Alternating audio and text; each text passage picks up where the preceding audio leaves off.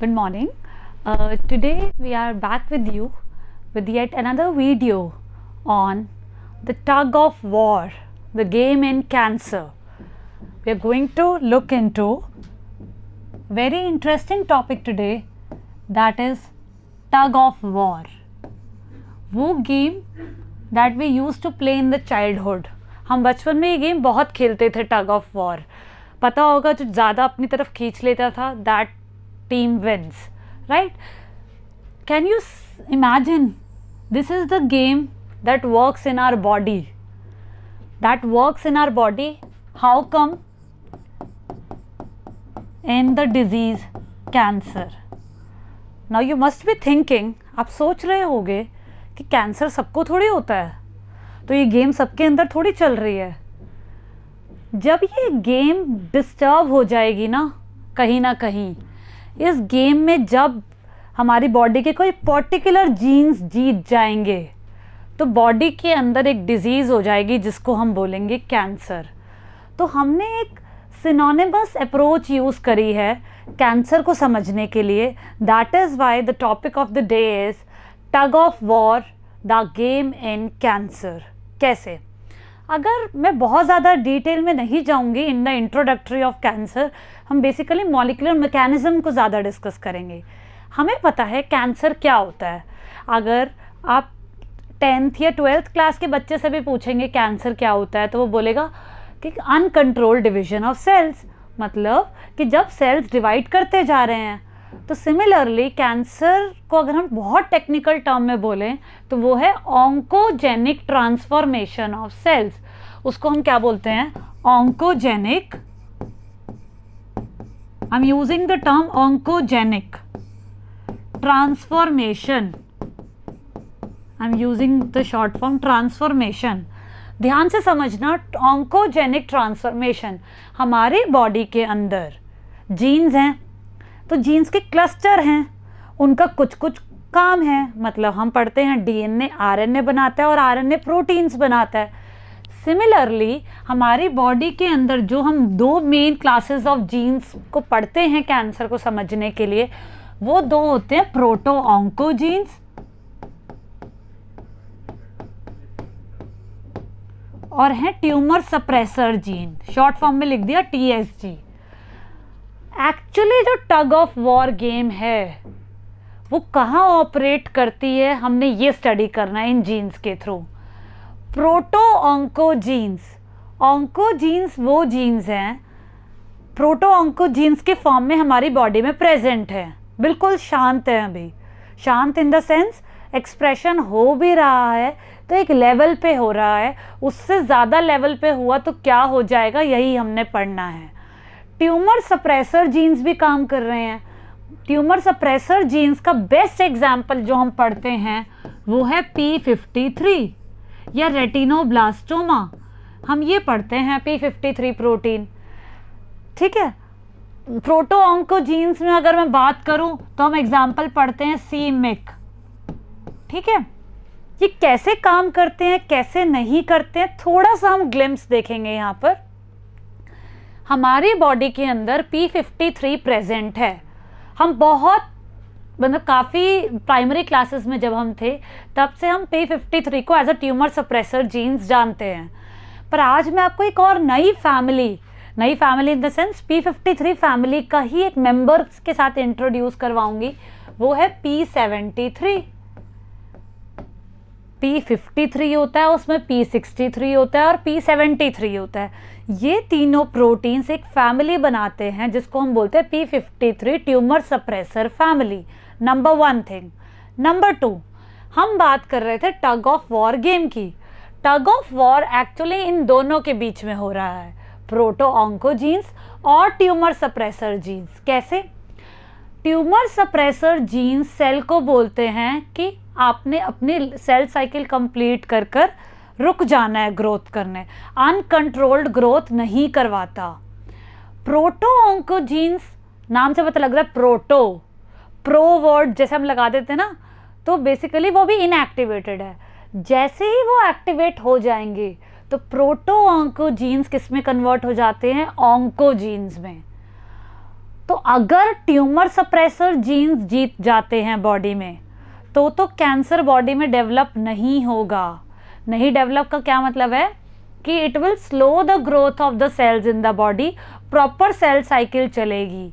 पर अगर ऑन्कोजीन्स मतलब प्रोटो ऑन्कोजीन्स बॉडी में ऑन्कोजीन्स में कन्वर्ट हो गए तो बॉडी के अंदर कैंसर डेवलप हो जाता है, जिसको हम बोलते हैं बेसिक टर्म में ट्यूमर। पर अगर एक बार ट्यूमर डेवलप हो गया बॉडी के अंदर तो ब्लड के साथ साथ वो मेटास्टेटाइज कर जाता है and it will lead to the cancer in the body. हम कैंसर के हॉलमार्क्स तो पढ़ते हैं ना कि मेटास्टैसिस होता है, एंजियोजेनेसिस होता है, नई ब्लड वेसल्स बनती हैं क्योंकि कैंसर सेल्स डिवाइड कर रहे हैं। तो ये गेम हो गई ना, अगर प्रोटो ऑन्कोजीन्स ज़्यादा तरफ अपनी तरफ खींचेंगे तो कैंसर होगा, अगर ट्यूमर सप्रेसर जीन्स खींच रहे होंगे तो कैंसर नहीं होगा। Are you getting the point? तो हम अगर इसकी और फाइन लाइन के तरफ मूव करें तो ट्यूमर सप्रेसर जीन्स में भी हमें कहीं ना कहीं कुछ ऐसी फॉर्म्स देखने को मिलती है जो कभी कभी कैंसरस प्रूव हो जाती हैं। ठीक है, P53, P63, P73 की बात कर रहे थे हम। P53 जो है वो ट्यूमर सप्रेसर प्रोटीन है। 50% ऑफ द कैंसर्स के अंदर P53 म्यूटेटेड होता है। P53 is mutated in 50% of the cancers। और बाय द वे किसी को कैंसर है और P53 हमें म्यूटेशन में नहीं दिख रहा तो कहीं ना कहीं पूरे सिग्नलिंग पाथवे P53, जब हम सेल सिग्नलिंग को पढ़ते हैं तो P53 जो प्रोटीन है वो बहुत सारे सिग्नलिंग पाथवे का एक कॉमन प्रोटीन है। तो किसी ना किसी पाथवे के अंदर आपको P53 म्यूटेटेड मिलेगा। सब दूसरी चीज़, P53, P63, P73 के अंदर हमें स्ट्रक्चरल होमोलॉजी मिलती है। हमें क्या मिलती है? Structural homology. स्ट्रक्चरल होमोलॉजी मतलब there structure is somewhere similar. ठीक है, फिर हम P73 को स्टडी करना क्यों शुरू किया, फिर P73 बॉडी के अंदर क्यों था। अब आप सोचो, अगर हम ऐसा कोई मेथड डेवलप कर लें कि P53 की जो म्यूटेशन है अगर वो P73 कंपनसेट कर दे तो हमारा काम सॉर्ट आउट है। मतलब P73 can be targeted as a therapeutic in which if the P53 is mutated can P73 take over the functions of P53। कहीं ना कहीं हम बोल रहे हैं सीक्वेंस सिमिलैरिटी है। अगर P53 म्यूटेटेड है तो क्या P73 उसकी जगह लेकर अपना भी काम कर ले और P53 का भी काम कर ले। So this is an approach where we can look into. होता क्या है, अगर हम स्ट्रक्चर की तरफ देखें किसी भी ट्रांसक्रिप्शन फैक्टर के, हमें कुछ इस तरीके से बॉक्सेस बेसिकली देखने को मिलते हैं। एक एन टर्मिनल डोमेन होता है, एक हमारे पास सी टर्मिनल डोमेन होता है। जो एन टर्मिनल डोमेन है वो होता है trans activation domain. Trans activation domain ऐसे ही जरूरी नहीं है trans activation domain C terminal पे भी हो सकता है। मैं P73 और P53 केस में बात कर रही हूँ। डीएनए बाइंडिंग डोमेन डीबीडी, हमारे पास ऑलिगोमराइजेशन डोमेन हो सकता है जो वो ऑलिगोमर्स बनाने में हेल्प करता है। और कहीं कहीं प्रोटीन्स के अंदर हमें सैम मोटिव भी मिलता है। ठीक है, मैं अभी आपको एक बात जो समझाने की कोशिश कर रही हूँ वो ये है, हमें P73 को इतना पावरफुल कैंडिडेट बनाना है कि it can take over the function of P53। हम तो नहीं बना सकते पर नेचर ने कहीं ना कहीं हमें बनाकर दिया है। How come? Because of the sequence similarity between P53 and P73। P73 के अंदर जो हमें यूनिक चीज़ देखने को मिलती है वो है दो पर्टिकुलर चीज़ें। फर्स्ट है ऑल्टरनेटिव स्प्लाइसिंग,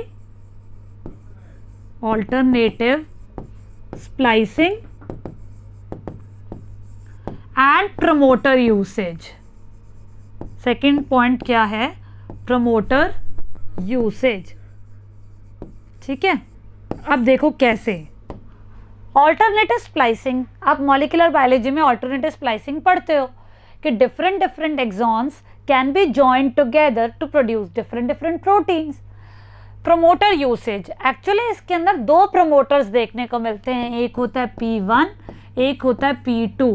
तो जो प्रमोटर जब वो यूज़ करेगा डिफरेंट mRNA बनेंगे और हमें डिफरेंट आइसोफॉर्म्स देखने को मिलते हैं P73 के, alpha form, beta form, gamma form, ऐसे बहुत सारे फॉर्म्स देखने को मिलते हैं.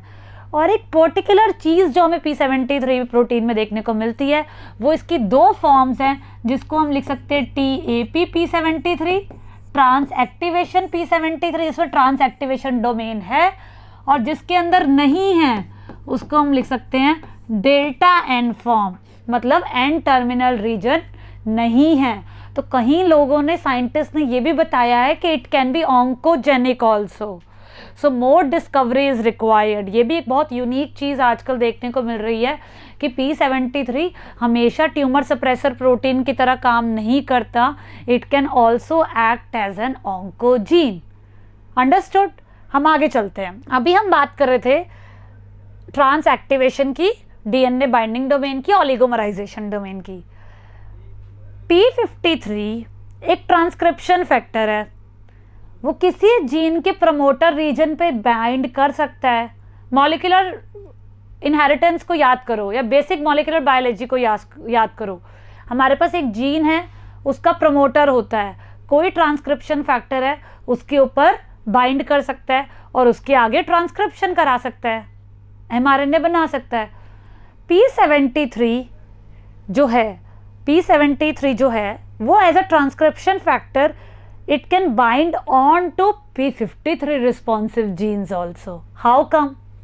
अभी मैंने बोला कि P53 की और P73 की सीक्वेंस सिमिलैरिटी है, मतलब both are having the same sequence homology, कुछ ना कुछ स्ट्रक्चर सेम है. तो P53 प्रोटीन जो है वो अपने किसी जीन के प्रमोटर पे बाइंड कर रहा है. बहुत इसको विजुअलाइज करते हैं, थ्योरेटिकल समझना थोड़ा टफ हो जाता है. मेरे पास एक ही P53 प्रोटीन है, ट्रांसक्रिप्शन फैक्टर है, ये कोई जीन X है मेरे पास, ये उसका प्रमोटर है. मैंने कहा P53 इसके ऊपर बाइंड करता है और इसकी mRNA को, मतलब इसकी ट्रांसक्रिप्शन को इनिशिएट करता है. अब सपोज P53 म्यूटेट हो गया, तो यहाँ पर P73 भी बाइंड कर सकता है या नहीं कर सकता है. उसका तरीका क्या है?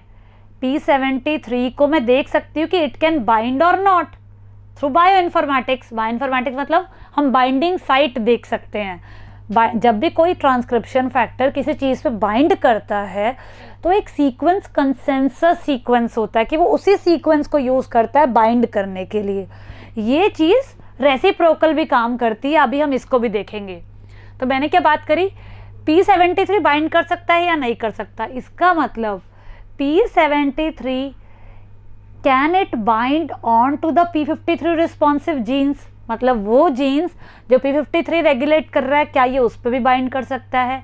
नंबर 2, क्या वो यूनिक जीन्स पे भी बाइंड कर सकता है. यूनिक मतलब that are not common between P53 and P73.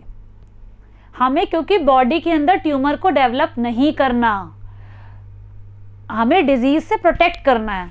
तो अगर सपोज किसी को डिजीज हो गई अब, तो हम क्या चीज़ को टारगेट करें. Are you getting the point? What molecule should be targeted is a new approach, ताकि हमें पर्सन को उस डिजीज से ठीक करना है, अब ट्रीट करना है. Are you getting the point? तो एक चीज़ हमने देख ली कि P73 P53 के जीन्स को पे भी बाइंड कर सकता है, मतलब उसके प्रमोटर पे, और अपने पे भी कर सकता है. This thing I think must be clear to you. अब सपोज ये तो होगा tumour suppressor genes. Tumour suppressor genes मतलब इन्होंने कैंसर को रोकना है, मतलब ट्यूमर को रोकना है. ऑन्कोजीन्स के अंदर हम क्या क्या बात करते हैं? ऑन्कोजीन्स के अंदर हम ट्रांसलोकेशंस की बात करते हैं, जैसे बर्केट लिम्फोमा की बात करते हैं. ट्रांसलोकेट हो जाता है region from one chromosome to the another. ऐसे ही हम CML की बात करते हैं, क्रॉनिक माइलोजिनस ल्यूकेमिया. ठीक है, तो ये कैसे हो रहा है कि क्रोमोसोम का एक आर्म दूसरे आर्म की तरफ चला जाता है, एक arm gets transferred on to the other chromosome arm and can lead to cancer. Are you getting the point? So we need to develop, we want that tumor suppressor genes should win. जैसे इसका best example अगर मैं आपको दूं तो वो है retinoblastoma. Retinoblastoma आपको पता है सेल साइकिल के अंदर एक बहुत बड़ा रेगुलेटरी मॉलिक्यूल है. रेटिनोब्लास्टोमा कहीं ना कहीं एक बहुत बड़ा E2F के साथ बाइंड करके रखता है. You know that E2F trans genes के साथ कैसे. इस रेटिनोब्लास्टोमा काम करता है अपने फॉस्फोराइलेशन स्टेटस से. रेटिनोब्लास्टोमा E2F रिस्पॉन्सिव जीन्स को चाहता है कि रुके रहें, क्योंकि अगर E2F रिस्पॉन्स, जब मैं वर्ड यूज कर रही हूँ रिस्पॉन्सिव, इसका मतलब उसके प्रमोटर पे जाके बाइंड कर रहा है. सो E2F रिस्पॉन्सिव जीन्स को चाहता है कि रोक के रहें. क्यों? क्योंकि जैसे ही E2F के रिस्पॉन्सिव जीन्स एक्टिवेट होंगे तो जितने भी साइक्लिन होते हैं जो सेल साइकिल में होते हैं, cyclin D, cyclin E, cyclin A, ये सब एक्टिवेट हो जाएंगे और सेल साइकिल का प्रोग्रेशन होगा. तो phosphorylation of a transcription factor is also a critical or the denominating factor in which we see that कि बॉडी के अंदर ट्यूमर डेवलप होगा या नहीं होगा. तो हमने बात करी P53 की, हमने बात करी P73 की. अब मैं P53 और P73 का एग्जाम्पल लेके आपको रिवर्स अप्रोच समझाती हूँ. सपोज मेरे पास एक जीन है X, ये जीन भी हो सकता है, ये लॉन्ग नॉन कोडिंग RNA भी हो सकता है, नॉन कोडिंग RNA भी हो सकता है, कुछ भी हो सकता है. अब मेरे पास P73 है. Are you getting the point? P73 का अपना भी प्रमोटर होगा. जो P73 जीन है, क्योंकि जब मैं P73 बोल रही हूँ तब मैं ट्रांसक्रिप्शन फैक्टर बोल रही हूँ. जब मैं P73 जीन बोल रही हूँ तब मैं बोल रही हूँ उसका एक प्रमोटर होगा. मैंने बोला ये मेरे पास P73 जीन है, इसका ये प्रमोटर है. मैं कह रही हूँ ये जीन, ये पर्टिकुलर प्रोटीन, अब ये कुछ भी हो सकता है, कोई भी ट्रांसक्रिप्शन फैक्टर हो सकता है, क्या ये इस पे बाइंड करता है? क्यों? मुझे वैसे क्या ज़रूरत पड़ी ये देखने की कि क्या ये इस पे बाइंड करता है या नहीं करता है? क्योंकि सपोज एक ऐसा P73 उन जीन्स को एक्टिवेट करेगा जो ट्यूमर को रोकेगा. तो कहीं ना कहीं अगर वो रोक रहा है तो this should also be a tumour suppressor protein. कहीं ना कहीं ये भी तो ट्यूमर सप्रेसर प्रोटीन होगा. तो अगर ये प्रोटीन इसके ऊपर बाइंड कर रहा है, सबसे पहली चीज़ अगर मुझे ये जज करना है कि ये प्रोटीन इस प्रमोटर रीजन पे बाइंड करता है या नहीं, तो मुझे P73 की कंसेंसस बाइंडिंग साइट देखनी पड़ेगी, P73 के प्रमोटर रीजन की. कैसे? सपोज अगर मैं कह रही हूं मेरे पास कोई जीन है X, I am saying that it is binding on to the promoter. पर इसके इस एस्पेक्ट को समझने के लिए हम एक सॉफ्टवेयर यूज कर सकते हैं, चाहे बायोइन्फॉर्मेटिक्स में जैस्पर या TF bind.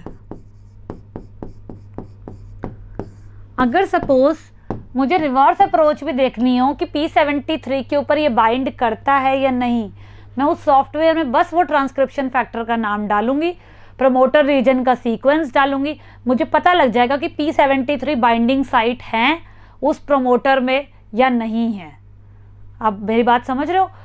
I will get to know that particular suppose P73 जो एक प्रोटीन है वो किसी के प्रमोटर रीजन पे बाइंड कर रहा है या नहीं कर रहा है, मुझे पता लग जाएगा. और सपोज मुझे पता लग गया कि P73 जो प्रोटीन है, सपोज P73 प्रोटीन है, वो किसी X जीन के प्रमोटर पे बाइंड करता है.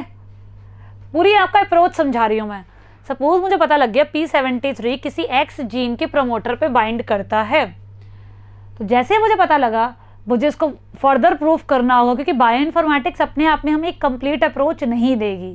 तो हम क्या करेंगे, हम एक ऐसे कर सकते हैं जिसको हम बोलते हैं ल्यूसीफरेज ऐसे. क्या बोलते हैं? ल्यूसीफरेज ऐसे, जो हमें ये बता देगा, जैसे ल्यूसीफरेज नाम से पता लग रहा है, अगर वो जीन, अगर पर्टिकुलर प्रोटीन उसके प्रमोटर पे जाके एक्टिवेट करेगा तो वो ल्यूसिफरेज ग्लो करता है, this enzyme gets activated. Repress करेगा तो हमें रीडिंग्स रिप्रेस वाली मिलती है। तो ल्यूसिफरेज ऐसे करने के लिए मुझे उस प्रमोटर के रीजन को किसी वेक्टर के अंदर क्लोन करना पड़ेगा। Are you getting the point? We need to clone the promoter region, we need to clone the promoter region into some vector. जब मुझे एक बार प्रूव हो गया कि हाँ रीडिंग्स बढ़ रही हैं, तो मेरे को पता लग जाएगा कि हाँ that this particular P73 is binding on to the promoter of this gene. उसके बाद मैं एक और अप्रोच यूज कर सकती हूँ, वो है ChIP chromatin immunoprecipitation. Simple, it is as simple as that. Chromatin immunoprecipitation, आप ये टेक्निक पढ़ते हो।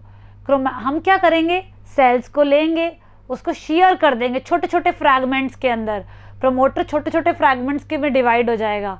जैसे ही वो प्रमोटर के ऊपर वो वाला प्रोटीन बाइंड होगा P73, मैं एंटीबॉडी डालूंगी P73 की, वो उसे पुल डाउन कर देगा और मुझे पता लग जाएगा रियल टाइम से रीडिंग करके कि हाँ ये पर्टिकुलर जो हमारा ट्रांसक्रिप्शन फैक्टर है it is bound on to the promoter of the particular gene. तो अगर हमें ये देखना है कि कोई पर्टिकुलर प्रोटीन किसी जीन फ्रैगमेंट के या किसी डीएनए फ्रैगमेंट की प्रमोटर रीजन पे बाउंड है, तो हम क्या कर सकते हैं, क्रोमैटिन इम्यूनोप्रेसिपिटेशन। क्रोमैटिन इम्यूनोप्रेसिपिटेशन के बाद हमें क्या, बेसिकली हमें वो रीजन्स मिल जाते हैं।